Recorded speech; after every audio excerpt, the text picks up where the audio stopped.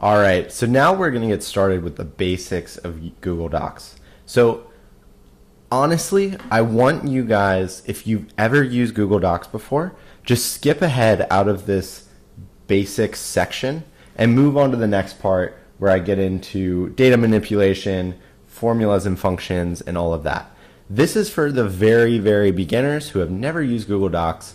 And I honestly want you guys to skip this if you've used Google Docs or Google Spreadsheets in any way before, just because we're going to cover very basic stuff. Starting a new document, navigating a spreadsheet, renaming documents and sheets, how to use sharing, and creating new sheets. So all of this information, if you've used Google Spreadsheets before, you will know. And I don't want you guys to be bored or leave me a bad review if I bore you or cover things that you already know. So that being said, let's dive into it. So the first thing, so this here is data that I've imported. It's the Olympic data since 2000. So the last 14 years of Olympic data. So medal count, athletes, countries, years, closing ceremony date, sport, medal count, all that. So what I want to show you quickly is how you create a new spreadsheet. So if you wanted to create an entirely new Google spreadsheet, you could go to your Google Drive, which is where we are right now, hit the plus button down here, and there you go. We have a new spreadsheet. It is that easy. To rename a spreadsheet, you simply just click on the italicized thing, say test spreadsheet. Now you can see our document, our spreadsheet is called test spreadsheet. To rename the actual sheet itself and not the entire workbook, you can hit rename test. Click off, and now the sheet is renamed. You can also change the color that underlines each of these different tabs.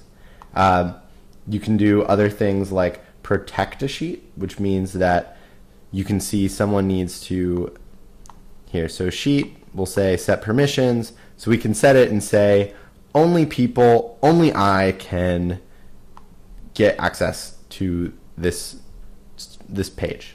So done, woo! So now you can see a little lock icon. The sheet that we're working with right now is protected, so if we were to send this to someone else, then they couldn't make any changes to this very sheet. Now if we created another sheet, as you can see, sheet 2, we'll rename this test 2, and if I was to send this to someone else, they couldn't make changes on test, but they could make changes on test 2 because there's no little lock icon. So now we've covered renaming. Speaking of sharing, here's how you share a document with someone. So in the upper right hand corner, you'll see a little thing called share. And so you can share this link via Gmail, Google+, Facebook, Twitter, whatever you want. Or you can invite people by email down here. So if I want to invite my friend Evan, I can do that. Now, that being said, you can add like nice little messages here and whatnot. So that being said, in order for someone to actually be able to see the spreadsheet, to access it, to make changes, you need to change how people can see this. So by default, only you can access the spreadsheet. Now, if we want to change that, let's say we want to share this with a friend or a colleague, we can say anyone who has the link can access it. So anyone who gets the link through any way can access it. Public on the web means anyone on the internet can find it. Now, down here is where we'll edit, anyone with the link can view it. Anyone with the link can comment, so leave comments on cells and sheets and whatnot, or can edit.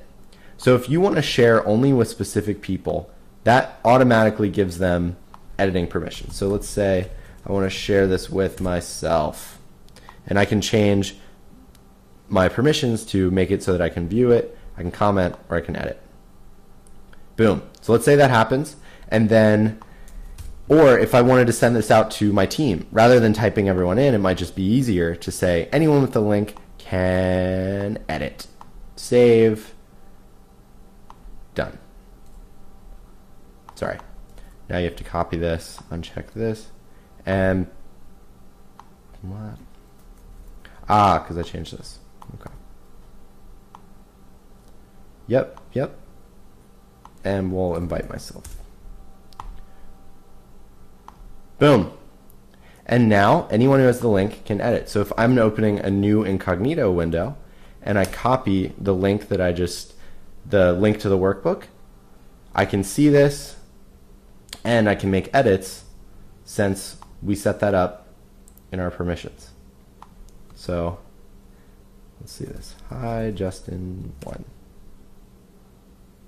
You see it's saving up here, it's saved here, and there we go.